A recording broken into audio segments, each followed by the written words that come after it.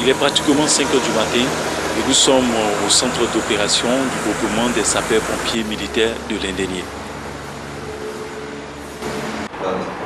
Fait par de stress pour accident de circulation. Cocody Rivera Palmyra.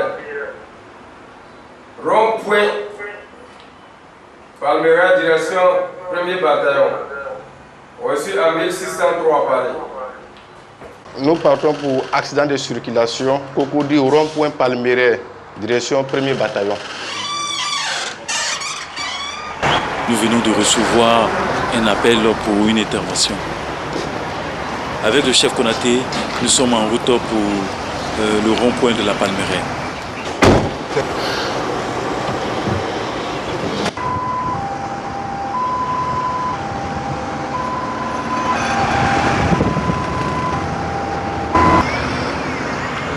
Nous venons d'arriver et nous voyons un taxi compteur au bon milieu du rond-point de la Palmyra.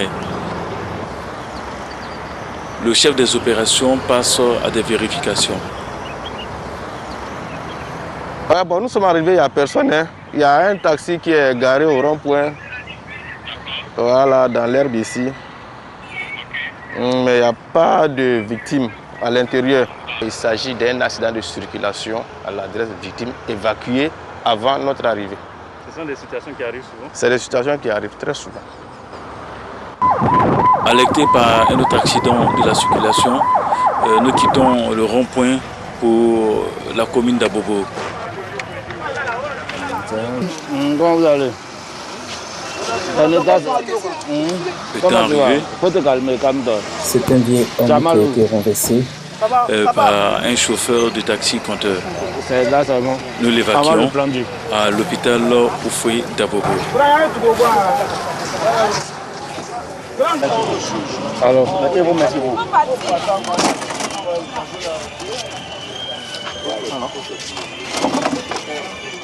Où est ma chaussure là? Qui a pris sa chaussure? Ma chaussure. L'adjudant prend les pièces du véhicule et le permis de conduire du chauffeur. Il enregistre.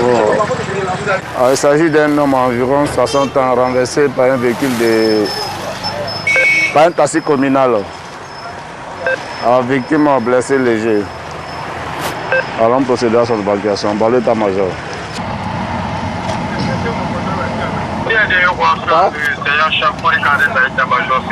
L'évacuation étant terminée, nous rejoignons le centre de commandement où nous retrouvons le colonel Essama. L'état-major, verset 13 rentrée.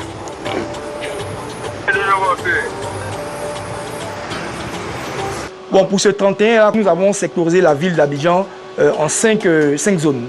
Donc, le premier secteur, c'est la zone de vraiment où il y a l'espace Coca-Cola et tout le pas de tir pour les feux d'artifice. Le deuxième secteur, c'est au niveau de Cocody à Djamé. Le troisième secteur, c'est la zone sud. Le quatrième secteur, c'est la zone de Yopougon. Et le cinquième secteur, c'est la zone d'Angré et Abobo, comme vous voyez sur cette diapo. Ensuite, sur celle-ci, vous avez les différents postes de secours où nous sommes installés. Donc, il y en a 12 avec des hommes, des engins d'incendie, des engins sanitaires. Mais pour une meilleure coordination, il y a une sectorisation qui a été faite. Donc, vous avez une première zone, une deuxième zone, jusqu'à 5 zones sous les ordres d'un officier avec ce personnel que j'ai cité. Concernant les feux d'artifice, sur le plan d'eau lagunaire, nous avons les différents pas de tir des feux d'artifice sur le pont de Gaulle et entre les deux ponts. Pour cela, nous avons des engins d'incendie prépositionnés de part et d'autre du pont de Gaulle. Mais sur le plan d'eau, nous avons aussi des embarcations avec du personnel à bord, des engins sanitaires, du personnel au niveau de l'espace Coca-Cola et de la place de la République. Voilà un peu le dispositif qui est mis en place pour ce soir. Sur l'autoroute du Nord, nous avons certains points au niveau du PK 61, le PK 103. Vous avez la caserne de Nzianouan qui est au PK 129. Nous avons un point au niveau du PK 180 et au niveau du PK 230, il y a la caserne de Yamsokro. Donc, toute la voie, la A3, depuis Abidjan jusqu'au niveau de Yamsokro, est tenue par nos engins et nos hommes jusqu'au 1er janvier 2022. Voilà. Du côté de Jacquesville aussi, nous avons un engin qui est prépositionné au niveau du carrefour Jacquesville, au niveau du village Songon-Dagbe, et aussi le deuxième pont sur la voie de Bassam avant le carrefour Anani, pour ceux qui vont à la plage. Donc, Voici le dispositif qui est mis en place et ce dispositif va tenir pendant 48 heures tout le temps des fêtes. La fête, quand tu rentres dans la nouvelle année, en tout cas, tu peux sortir, tu peux faire tout ce que tu peux faire. Mais qu'est-ce que vous pouvez conseiller aux gens pour ne pas qu'il y ait des accidents? Non, ils n'ont qu'à se maîtriser. Parce qu'il y a des gens, ils boivent, ils ne savent pas traverser, ils ne savent pas marcher aussi. Tout ça, ça aide dedans aussi.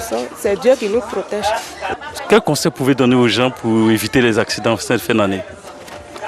Franchement, le conseil que je peux donner aux gens pour éviter les accidents, c'est d'abord de se réunir en cette fin d'année en famille, fêter en famille, éviter les sorties, les balades. Ça nous permettra d'éviter les accidents. Et pour ceux vraiment qui ont les familles qui vivent ailleurs et qui souhaiteront se déplacer, franchement, la prudence au volant, pas de boissons, qu'ils soient prudents afin d'éviter les accidents. C'est le conseil que je peux donner. Ok, déjà, vu l'afflux du déplacement, le trafic, déjà plusieurs accidents sont signalés. Donc, ce que nous pouvons dire, d'être prudent au volant, même les piétons également, parce que tu peux être au bord du goudron sans te rendre compte, une voiture peut te percuter. Donc, ce que nous pouvons dire, d'être plus prudent en cette fin d'année.